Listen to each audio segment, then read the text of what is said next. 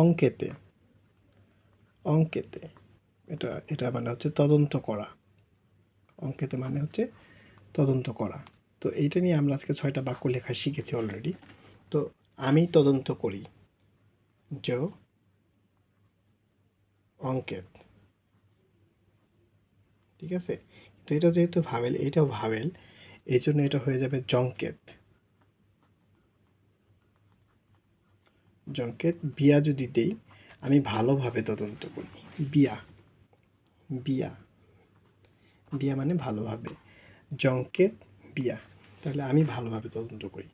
যদি বলি তুমি ভালোভাবে তদন্ত করো, তাহলে হবে তু অঙ্কেত বিয়া। এখানে একটা বানানে পার্থক্য হবে, এখানে শুধু একটা এস যুক্ত হবে। তু অঙ্কেত বিয়া, তুমি ভালোভাবে তদন্ত করো। এখন যদি বলি যে সে ভালোভাবে তদন্ত করে, তাহলে ইল, ইল মানে হচ্ছে সে, সে ভালোভাবে তদন্ত করে, তাহলে ইল অঙ্কেত, ইল অঙ্কেত বিয়া। তারপরে যদি বলি আমরা ভালোভাবে তদন্ত করি, নু, নু মানে হচ্ছে আমরা তদন্ত করি। অঙ্কেত, আমরা জানি নু দিয়ে ভার্ব লেখা, নু এর পরে যে ভার্বটা আসে সেটা শেষে ও এন এর যুক্ত হয়, তাহলে অঙ্কেত উচ্চারণটা হয়ে যায় অঙ্কেত বিয়া, নুজঙ্কেত বিয়া। এখানে একটা নু অঙ্কেত, এটার মাঝে একটা বর্গীকার্য এরকম একটা উচ্চারণ আসবে, নুজঙ্কেত বিয়া। আমরা ভালোভাবে তদন্ত করি। যদি বলি তারা ভালোভাবে তদন্ত করে, তাহলে ইল মানে তারা। এটার একটা ফর্মুলা আছে, আমরা জানি যে এই ভার্বের শেষে ইএনটি যোগ হয়। ইল দিয়ে যে ভার্বগুলো লেখা হয় এটা পরিবর্তন করতে গেলে ইএনটি যোগ হয়। অঙ্কেতে বিয়া, আপনি ভালোভাবে তদন্ত করেন মানে ফর্মাল রূপ ভু অঙ্কেতে। এখানে একটা জেড যুক্ত হচ্ছে এক্সট্রা, ভু দিয়ে ভার্ব কনজুগেশন করতে গেলে একটা জেড যুক্ত হয়। ভুজঙ্কেতে বিয়া, ইলজঙ্কেত বিয়া, এখানে মাঝে একটা বর্গের মতো একটা উচ্চারণ আসবে, ইলজঙ্কেত বিয়া, আপনি ভালো মতো তদন্ত করেন। এখন আমরা আরেকটা ভার্ব নিয়ে আলোচনা করি, আহেত। আহেতে, আহেতে মানে হচ্ছে অ্যারেস্ট করা, ঠিক আছে। আহেতে মানে হচ্ছে অ্যারেস্ট করা। তাহলে আমি যদি বলি যে আমি অ্যারেস্ট করি মানে আমি গ্রেপ্তার করি, তাহলে কি হবে, জো আহেত।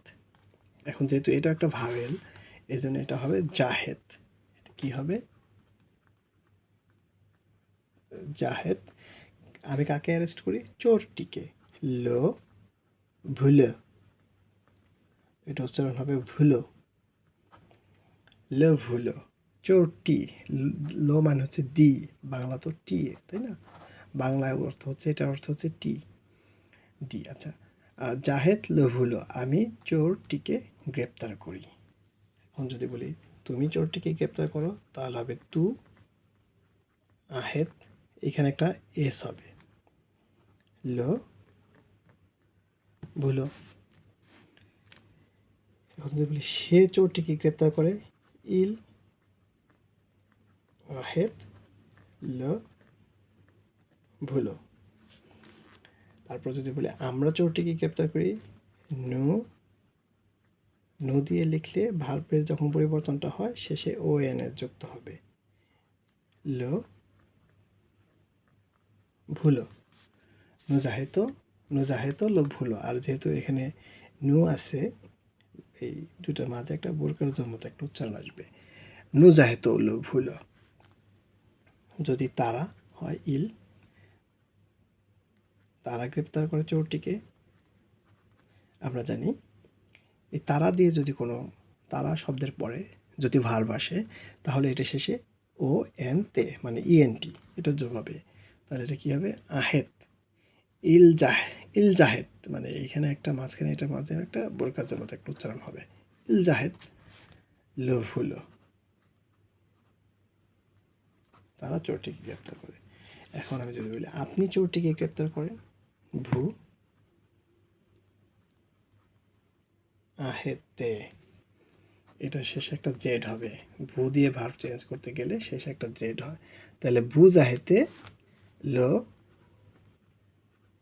ভুলো, এখানে একটা বুড়কাজার মতো উচ্চারণ আসবে, ভু জাহেতে লো ভুলো। তাহলে জাহেত লো ভুলো, তু আহেত লো ভুলো, ইল আহেত লো ভুলো, নু জাহেত লো ভুলো, ইল জাহেত লো ভুলো, ভু জাহেতে লো ভুলো।